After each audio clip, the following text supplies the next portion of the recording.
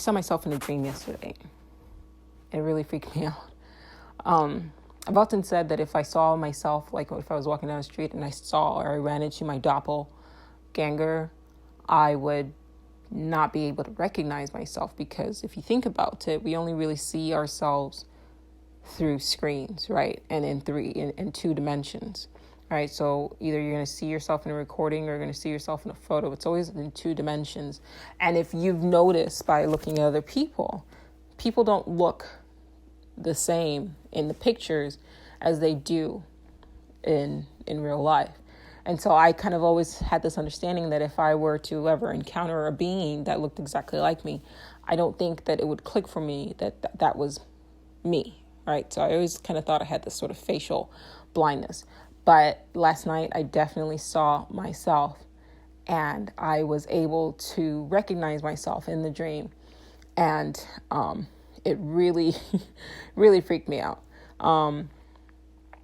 Personally, for me, I feel like some of the scariest moments in movies have been when, like, the antagonist, the villain, is a double of the protagonist. Like, that's always unnerving to me. For example, in the previews to Jordan Peele's Us movie, the previews freaked me out because I had no idea what these entities were. I thought they were like parallel versions of Lupita's family from like an alternate dimension that had managed to kind of permeate through the boundary, that separated our realities from their own, and had come through to like kill them and take over their lives. But my mind and my imagination as to what I thought the movie was going to be about was overactive. So every time that the preview came up for the movie, like, it freaked me out. And then I went to go see the movie, and I was like, okay, that's not what I thought this was going to be about. That movie had the potential to be like incredibly,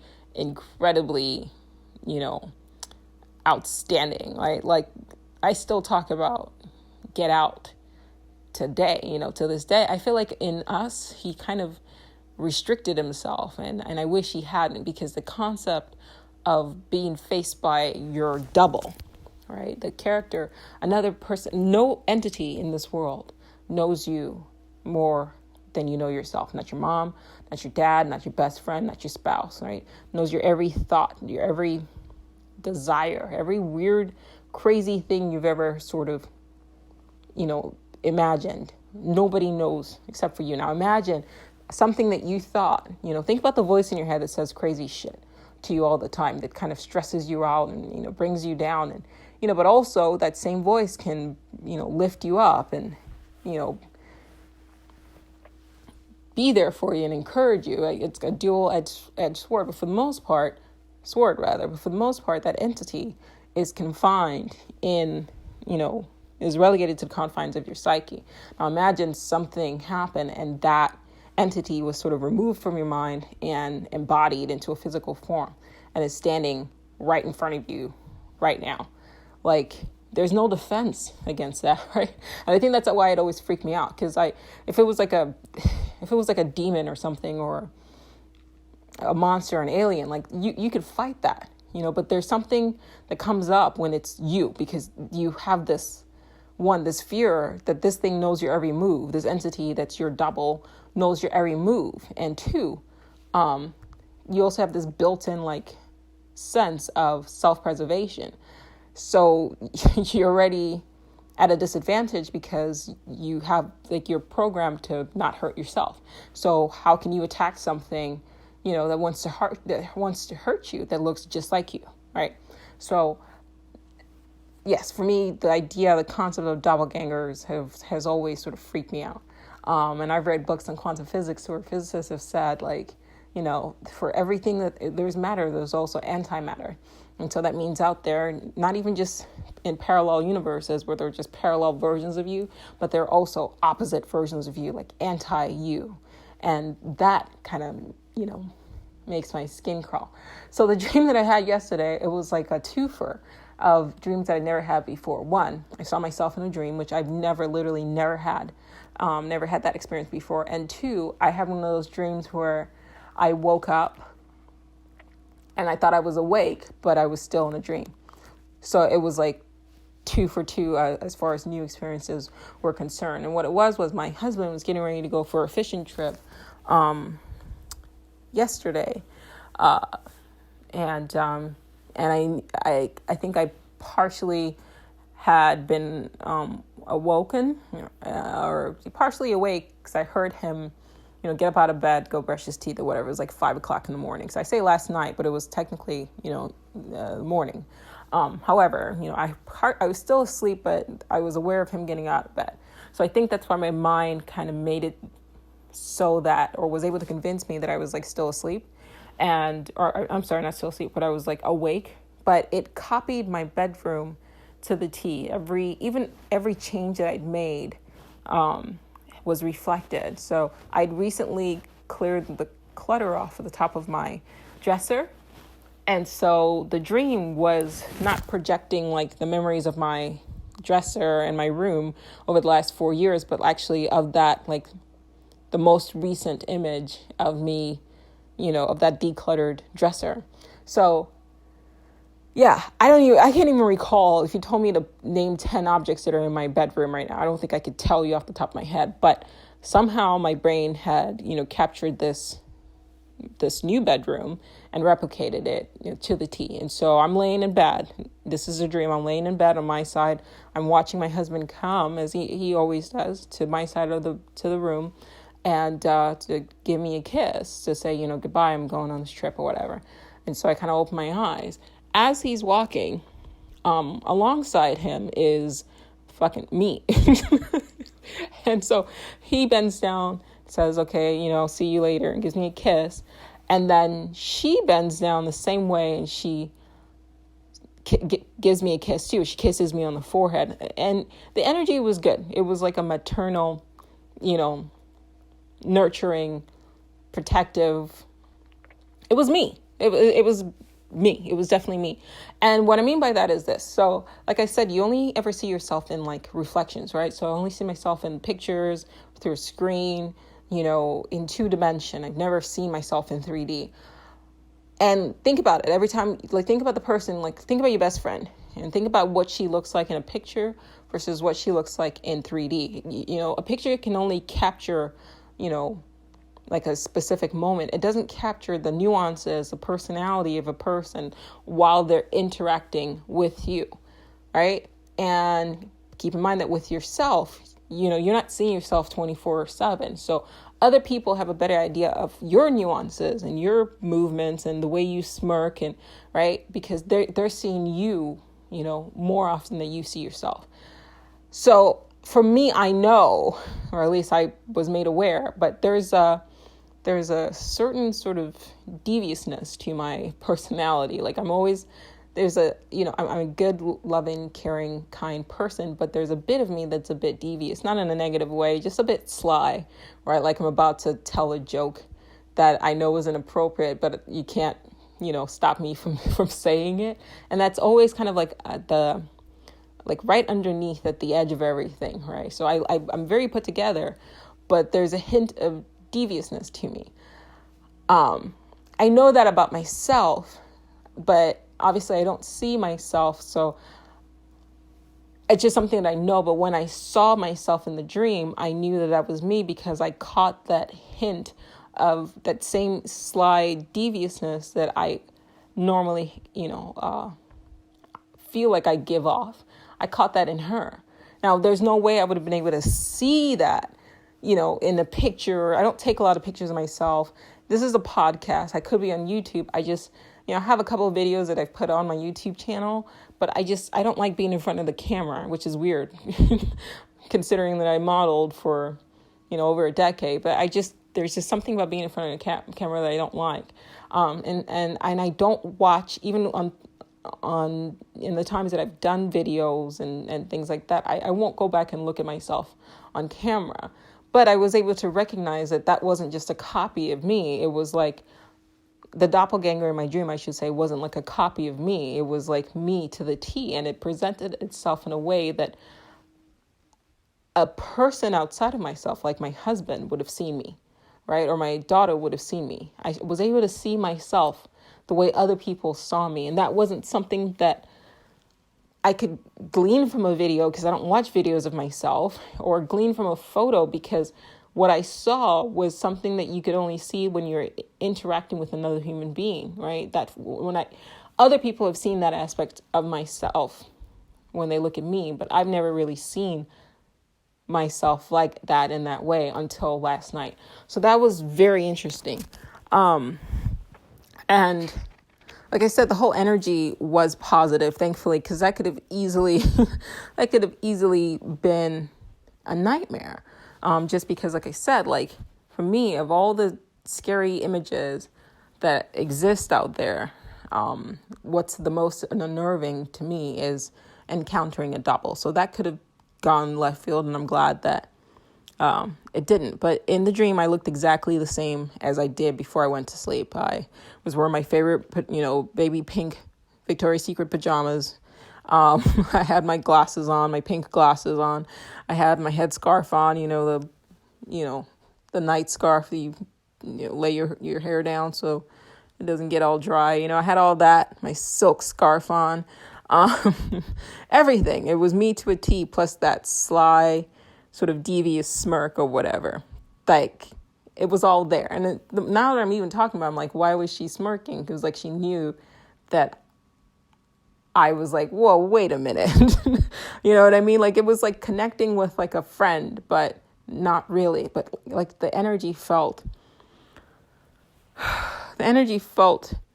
kind of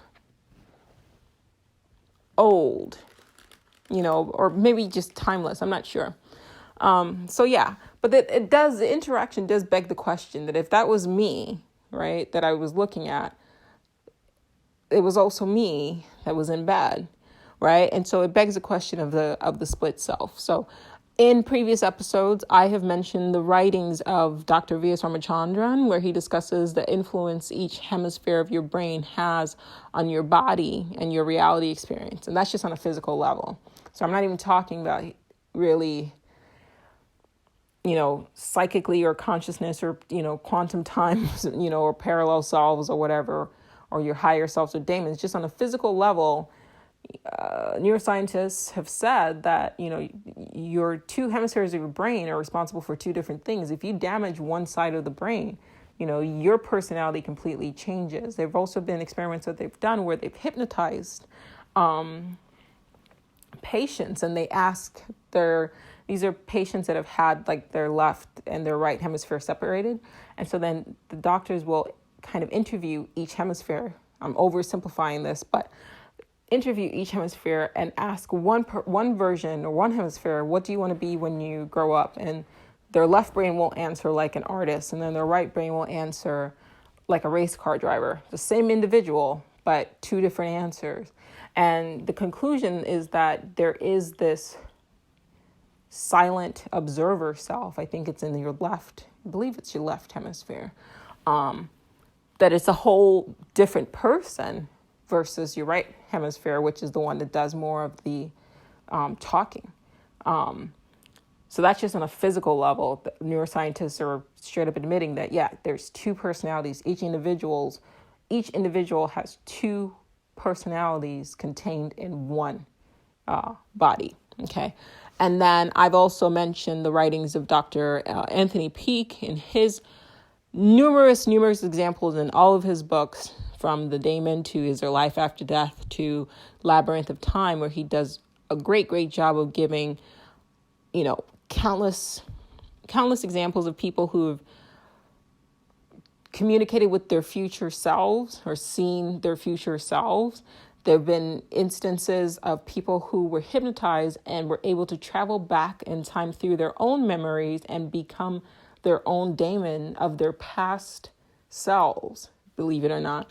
So I would, recommend that you check out his writings. And then you also have in the writings of P.B. Ouspensky and Gurdjieff, who they've stressed in their writings repeatedly that a human being is not one entity, but many selves, many eyes contained in one.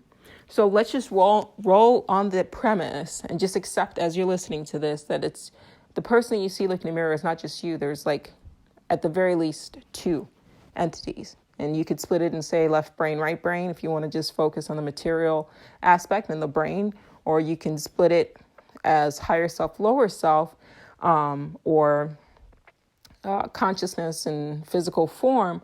I think the Hindus have words for it as well. I can't think of the names right now, but they also said like there's the body, and then there's this consciousness that controls the body, or the body controls the consciousness, right? And the whole idea is self-mastery. You have to control the beast, you have to tame the machine, etc., etc. So over and over again, we're basically taught that humankind is not one entity. At the very least, it's two, and some have said that you contain a multitude. And of course, as you guys have, my regular listeners know, in my own personal experience, I've increasingly felt as though my future self has been influencing, directing my choices, and that I've been getting revelations from and more or less communicating non-verbally through synchronistic events that I've been sort of communicating with my future self. I've explicitly just come out and said that, and I've chronicled that phenomenon on this very podcast. So I don't think that my sudden ability to see my doppelganger in my dreams happened by chance. I think it was strongly correlated with the mushroom trip that I had mentioned and talked about 2 episodes ago. And I'd taken, I think it was 0.8 grams of some mushrooms, some quote magic mushrooms last Wednesday. And I shared my experience on the podcast. And I think it definitely did something to my brain. It changed something in my brain. And I talked about it two episodes ago, but I wanted to kind of update my listeners on how it's been over the past week since trying the psychedelics for the first time. I believe in this podcast, as well as the Dark Oracle's Guide to the Multiverse, my other podcast. I discussed the concept of everything having a cost. Everything costs. I cited a quote from Montaigne. I never know how to pronounce his name. Montaigene, who wrote, "The gods sell us every good they give us. That is to say, they give us nothing pure and perfect, nothing we do not buy at the cost of some evil. Nothing we do not buy at the cost of some evil. The gods sell us every good they give us at the cost of some evil." So everything has a cost. And I talked about that on my mushroom trip episode as well. That was 2 episodes ago, about how while I was on the mushrooms, I felt incredibly good. And for hours, like literally 6 hours of just full body orgasms, which kind of led me to conclude that I don't think that if I were to do mushrooms again, that I would take such a high dose, which was a high dose for me, because I felt, especially while I was high, like in the back of my mind, I knew that with every peak that I was kind of engaged in, every thrust up, right, just feeling incredibly high, right, I was going to have to pay for that with an inevitable crash. And up until I used the mushrooms, it had been my conscious practice to seek to avoid extremes. So avoid extreme highs and avoid extreme lows, and just to maintain a sense of balance and equilibrium, right?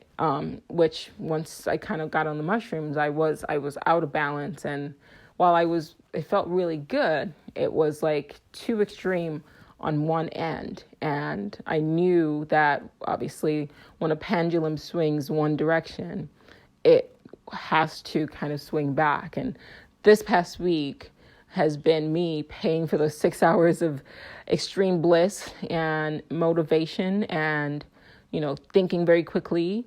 I have swung in the opposite direction, and this week has been, I've been sluggish and I've lacked motivation, and my thinking has been fuzzy. I've been irritable and short-tempered. And all of the above. It's why I haven't actually been putting out as much episodes since last Wednesday. In fact, the episode I put up yesterday was an episode that I recorded late May, right around when the riots had happened, but then I decided not to publish it, out of respect for what was going on in the country. But the reason why I posted that episode was because, like, every time I would sit down and try to record a podcast, I literally felt this haze of, like, self-doubt and self-criticism and self-judgment as to whether or not my podcast made sense, if I was making a difference, if people even found what I was saying, helpful, or if I just sound like the insane ravings of of a crazy person. I really haven't struggled with those feelings before. In fact, pre-mushroom trips, I'd gotten a handle on those feelings. I shouldn't say I never had those feelings before. I have. But I had really, before the mushroom trip, I had really gotten a handle on those feelings of doubt and self-criticism. And I resigned myself to just saying, yo, this is your truth, right? Speak your truth and damn the noise. Just put it out there, just somewhere out there, that you're putting the message out there, somewhere out there, someone's going to hear what you're saying and connect with it, and damn everything else. And that's how I started to operate. In fact, some of my long-term listeners will attest to this fact, because on some episode I actually battled these sort of demons on air. And I'm sure you guys heard me defeat, those thoughts. But this week, all of these thoughts of doubt, and they all kind of came flooding back, leaving me feeling like I had regressed to a former version of myself. Yeah. I also felt very alone. Over the past week, at my lowest, I felt I should say that I felt like my future self, my higher self, my daemon had sort of abandoned me, right? Because I guess I had this feeling that by taking the mushrooms, I changed something in my brain that had caused me to lose my ability to communicate with my future self, with her. And obviously this was a falsehood. And that dream that I had last night was like sort of a confirmation that, she was still there. Maybe not, where I could hear, like auditory or through synchronicity. But I was able to see her as well. But this week was tough. I mean, absolutely tough. I felt disconnected. Like I said, I felt down. I felt alone. And I felt, most importantly, like I was back to my pre-conscious self. Except something was different this time. So all of those feelings were not true. Looking back, I still had synchronistic events happening. Like I still, maybe not recording on the podcast, but for sure text messages to my friends. Like I would say stuff to my cousin, for example, and then I would go and buy a book, and then the book would say exactly what I just said to him. Then I would send him a clip. Hey, this is happening again. Or I'll call something, and then he would say, hey, you called this. So all of that was still happening. Nothing had changed. I was still being led, more or less. But it was like I didn't believe what was happening, and my mind just chose to believe that I was back to this pre-conscious, lower vibrational, disconnected from my higher self. So, for example, when I find myself getting agitated, I find myself getting agitated like very quickly at things and at people who I hadn't let annoy me in a really long time. But here's the difference, though. Remember I said that it was a falsehood. So my past self, when things would agitate me, I would just react. However, even during this week, even though I was more short-tempered and easily annoyed and, grouchy, for lack of a better word, there was something else there with me that was stronger than a logical practice of non-reactivity, right? that made me pause. It still prompted me before, like I would feel the annoyance, but I would still pause before speaking. And it wasn't like a logical knowledge of, okay, just pause. Like it wasn't mechanical, right? Which it had been pre-mushrooms.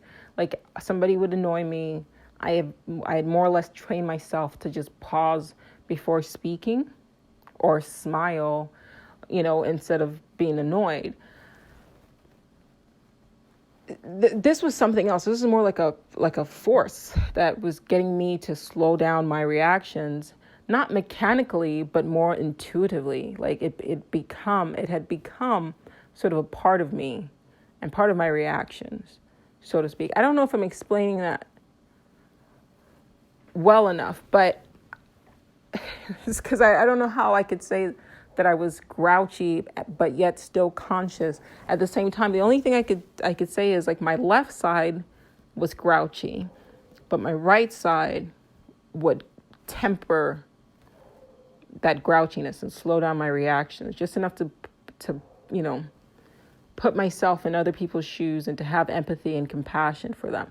Now, in the past, before mushrooms, it was me like logically saying, pause, don't react, count to 3.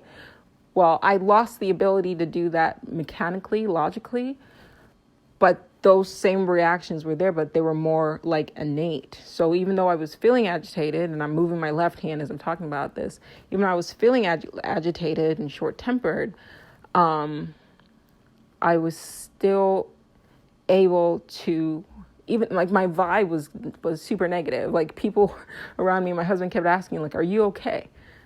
Because I was giving off like really like negative vibes. And, but I was still able to maintain a lockstep of non-reactivity and kind of holding myself together. And it wasn't mechanical this time, but it actually felt more natural.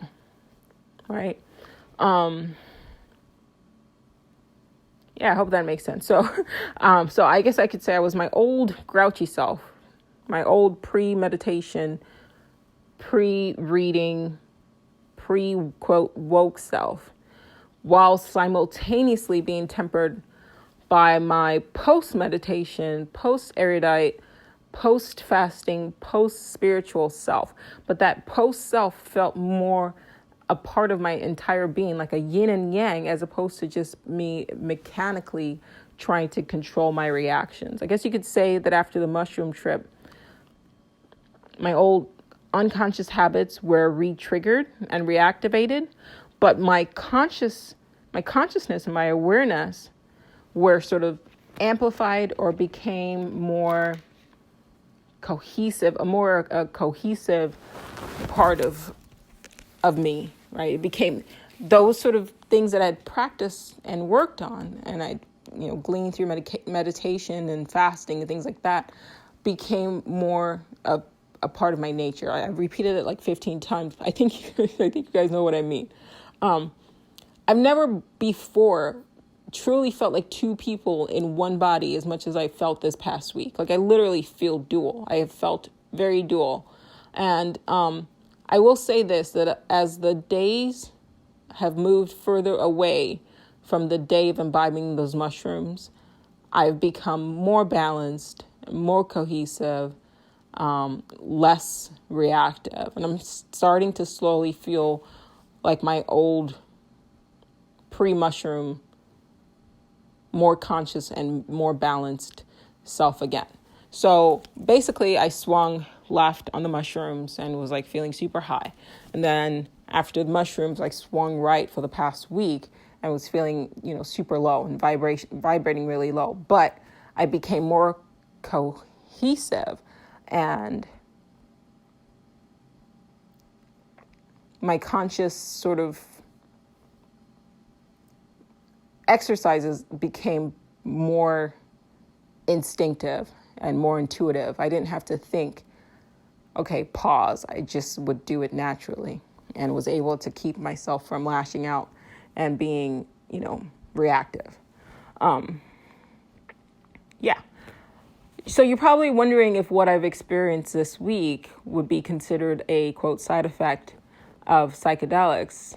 And if you're contemplating taking them yourself, you're probably feeling maybe discouraged by what I've just reported, like a week-long hangover, which is basically what I've been feeling like. It's probably not what everybody wants to hear. I'm not telling you this to discourage you. It's not my intention to scare you off of psychedelics. If that's something you want to, try, I think, do your research. It is, I should say, not legal. So just bear that in mind. It's a planned, but anyway, this is not meant in any way to encourage you or discourage you. It's just me sharing my experience, as honestly and succinctly as I possibly can. I will say that I don't think that my experience post mushrooms are unique.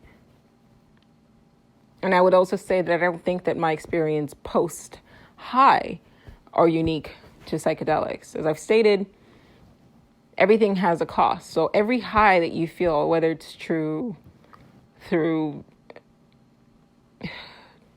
alcohol, through sugar, through weed, right? Everything has a cost, right? So in the words of Montaigne, however you say his name, the gods sell us every good at the cost of some evil. It's why the Kabbalion, another book I would recommend, it states that it's best to rise above peaks and troughs of life and maintain a level of homeostasis and equilibrium as best as you can. So what I'm saying is I peaked too high last Wednesday rather. And it was great. I still remember it, and it was a very pivotal moment in my life, but I did peak very high. And what I went through this past week, is natural, right? It's just a result. That depression that I felt, that lethargy that I felt, it was the cost I had to pay for that peak that I felt. It was a pendulum swinging in the opposite direction. Post shrooms, I've read about 4 books on psychedelics, just to understand what I was going through and the entire experience better. And the books that I read were Food of the Gods, DMT, the Spirit Molecule, Sacred Knowledge, and LSD in the Mind of the Universe. If you'd like to check those books out, I would strongly recommend it. But in DMT, the Spirit Molecule, I think it was DMT, the Spirit Molecule. It might have been either that one or LSD and the Mind of the Universe. The author spoke about the nausea and anxiety and fear that accompanies a trip. And sometimes it's a prequel. You feel the nausea before you trip, and sometimes it happens while you're tripping.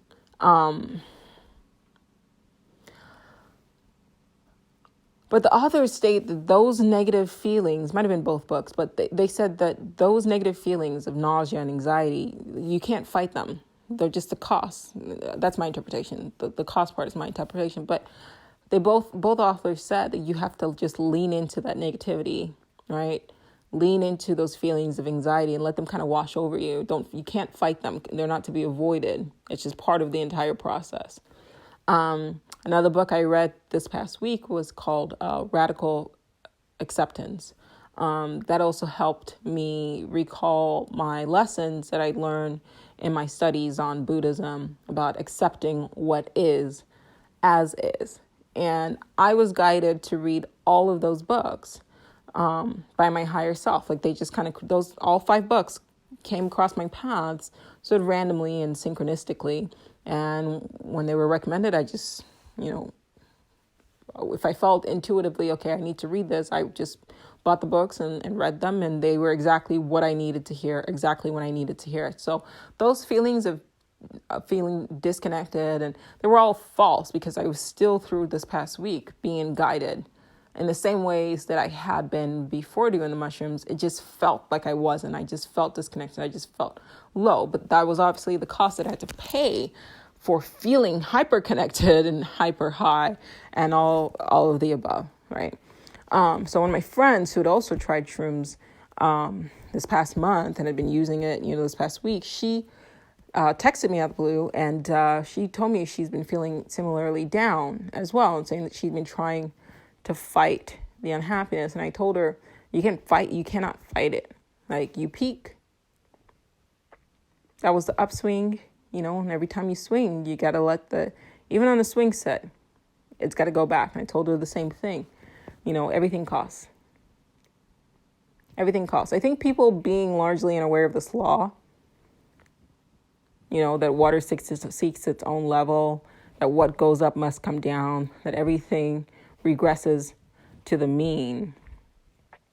These are truths that are said in different ways, but they're speaking to the same thing that I've been saying, which is that everything has a cost and everything has to regress back to the, you can't swing in one direction and not regress back, go back to the opposite direction so that you're balanced.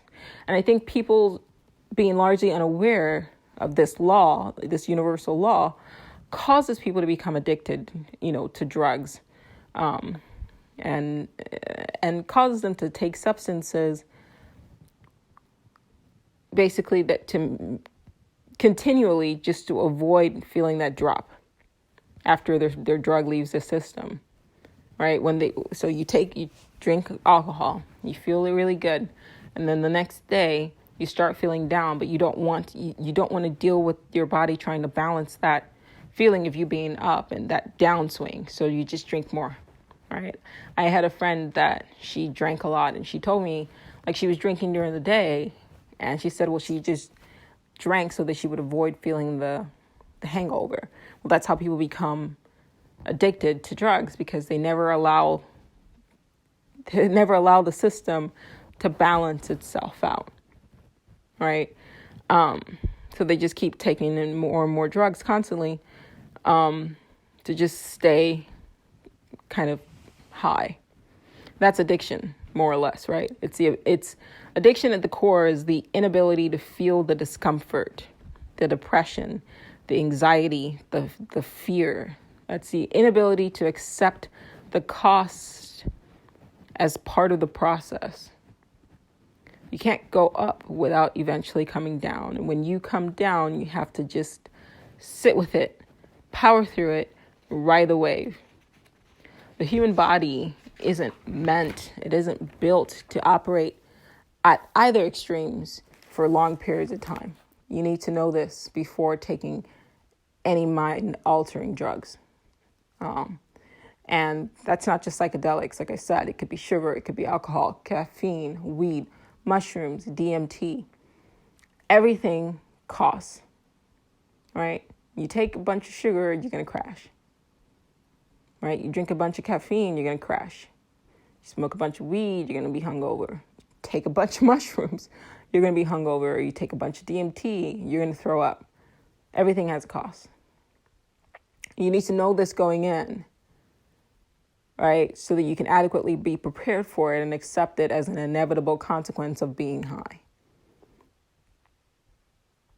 This is why I've suggested, and I suggested in a previous episode, and I'm suggesting it again, that if you are going to take mushrooms, it's best to just take small microdoses.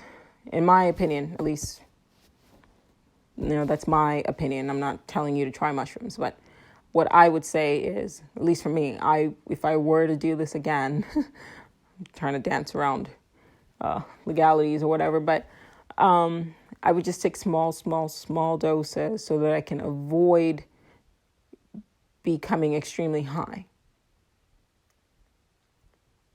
so that I don't have to pay for that high feeling with, the inevitable drop. So anyway, this brings me back to the duality of the self. I know some of you listening might have a hard time accepting when I talk about communicating with my future self. It's not my place to convince you that I'm right. It's just to provide my thought. But think of it like this. A seed contains within it all of the data that will allow it to become all versions of its one self, right? So you have a seed, and in that seed, it has information, has data stored in it. The seedling self, the plant self, and the inevitable tree self. So that's its past, which is a seed.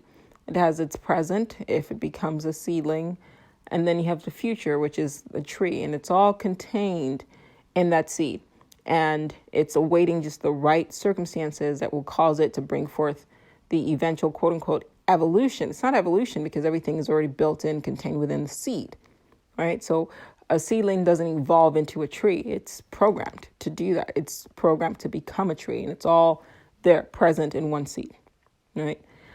Same with a psychedelic plant, right? It has contained within it certain chemicals that when released under the right circumstances, released in your brain, it allows for great insight. But there's a duality, right? So the seed can be a seed, but also a tree contained in one. And then you have a psychedelic plant that can have great insight, but also anxiety and nausea contained in one, right? A day contains within itself a morning and a night. And a solid body casts a non-corporeal shadow. In fact, that solid body is comprised mostly of empty space. If you go and you look at your baby pictures, you'll see in your face all of the faces that you've had. Just in that baby picture, you'll see all the faces that you've worn up until the age you are now. All of those faces were stored in your body's DNA, like a seed.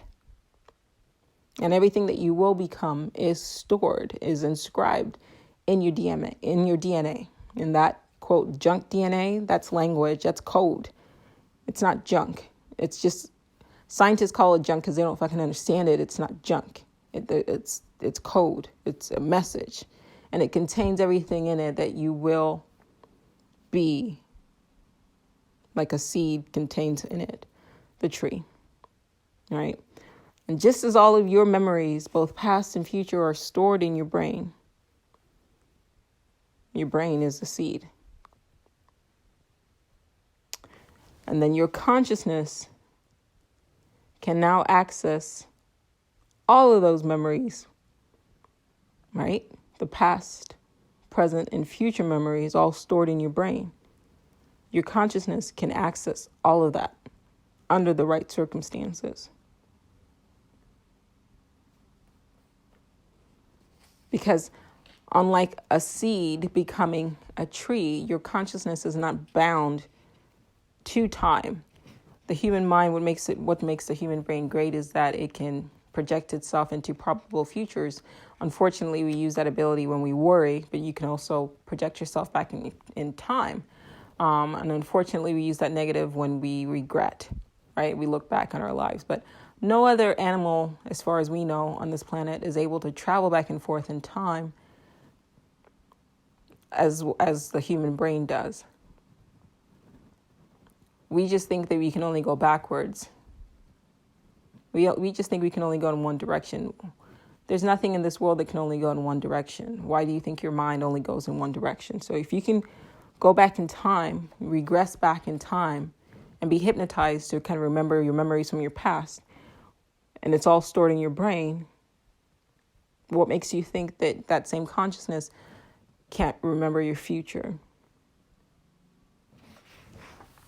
Think about that. Like, I really need you to think about that.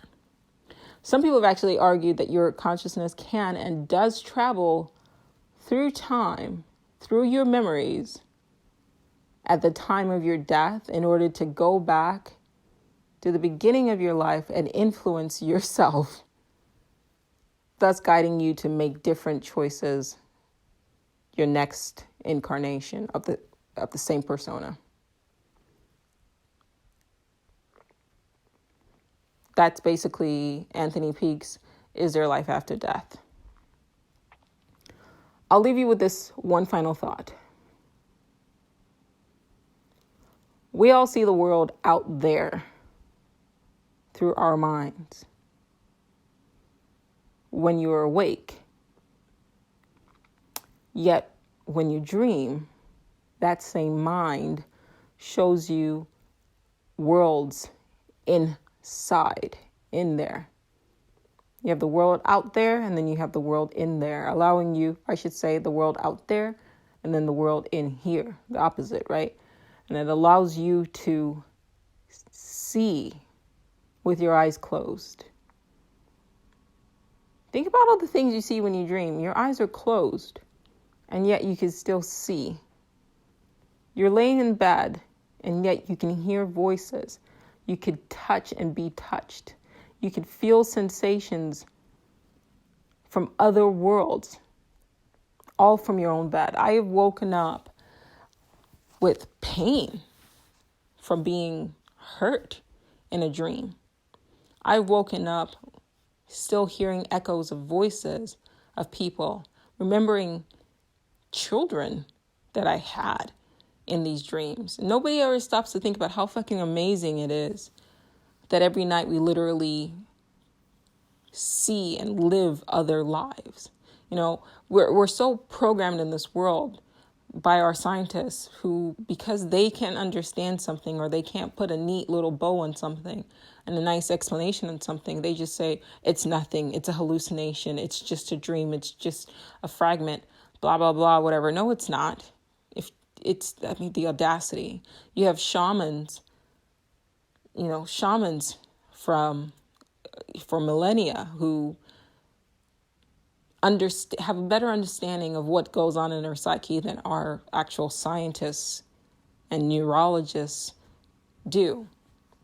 But we're told to ignore their cultural observations because they're non-European or non-lettered or don't have degrees. But they're more experienced. They understand the inner psyche. You have shamans go in through meditation, through self-induced trances. They're able to go back in within themselves and communicate with plants, that's how, for example, ayahuasca, the recipe for ayahuasca, it was like a combination of two plants. They were able to get this information. And when Western scientists asked them, how did they figure out these two plants combined together made it so that the DMT was able to be absorbed rather than, broken down? They straight up said the plants told us. And of course, scientists dismiss it. Western science isn't the end all be all. And the things that we don't know in Western society is infinitely greater than the things that we claim to know. You just need to sit with that. So every night you see things and you touch things and you hear things in your own mind. And we're taught to take these things for granted or to dismiss them. Dismiss the fact that the mind literally takes you to different worlds every night. Every night. Don't scoff at the thought of you traveling through your own timeline using your own brain. The same brain that you've had as a child is the same brain you're going to have, as you get close to death. It's the same brain, and time isn't real. It's an illusion. It's the same brain. It's the same mind, rather. So why wouldn't you be able to influence your own self, utilizing the same brain that you have now and have had and will have if time is an illusion? Your future self exists right now. Think of your brain as what I imagine the future of television will be like, an interactive, choose your own destiny sort of storyline, like Black Mirror's Bandersnatch, but way more complex and on a quantum multidimensional wavelength. All possible choices are pre-recorded and uploaded into your brain.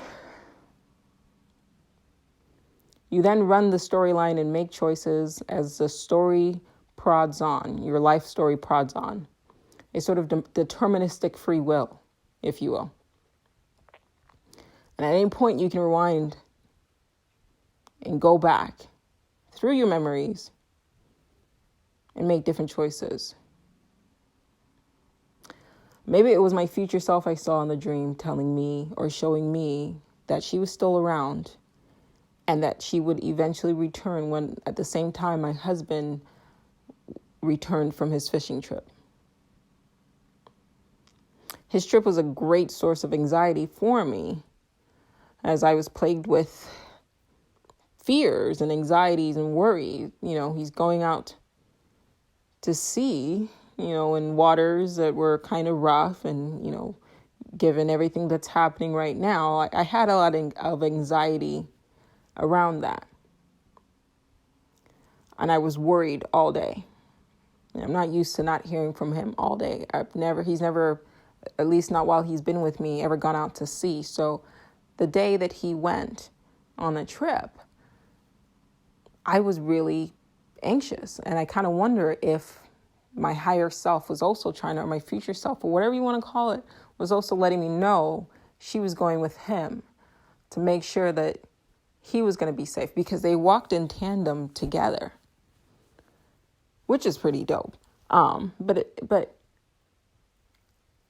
I had to sit in those feelings of anxiety.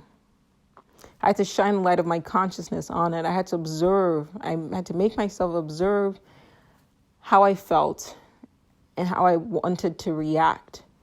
I had to sit and watch the emotions of worry and anxiety and all the accompanying thoughts penetrate my mind.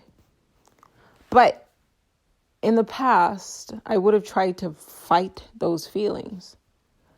And instead of trying to fight those feelings, I just accepted them as natural.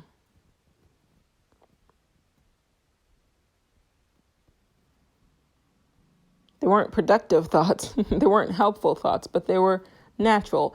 It was natural for me as a person to worry about my spouse who was going fishing in international waters and rough seas in these uncertain times. These were natural feelings, and that's something that I gleaned from reading the book Radical Acceptance, which I was also guided to read by my future self. So I sat with those feelings. I watched how they made me feel. I dissected them instead of trying to push them away. I accepted them the way you accept nausea as a natural part of a trip, right? Life is a trip. And I think I said this 3 episodes ago, probably, that everything is a trip. Both negative and positive emotions is still energy. And so regardless of how they make you feel, it's still energy. And there's a part of you that feeds on that. And so I had to sit with that feeling and watch it and watch myself. And I guess in a way, even just let those feelings kind of wash over me. I had to ride the wave. I couldn't control the situation. All I could do was paint, observe the feelings, and ride the wave. But when he came back, it was weird. As soon as he came back, the depression that I had felt this past week lifted. And today I no longer feel disconnected from my higher self. So the dream was multifaceted, multi-layered, and it was a strangely prophetic dream. It could be taken, in many ways. It could be taken as, my future self was going with him to make sure he was going to be, he was okay. But also that I was going to come back. I was going to become more of myself, my conscious self, my less depressed, more balanced self would return at the exact same time that he came back from his trip. So yeah, I just wanted to share that with you guys. I'm back to me, and I'm looking forward to the new discoveries, new insights, and sharing these thoughts with you. As always, thanks for listening.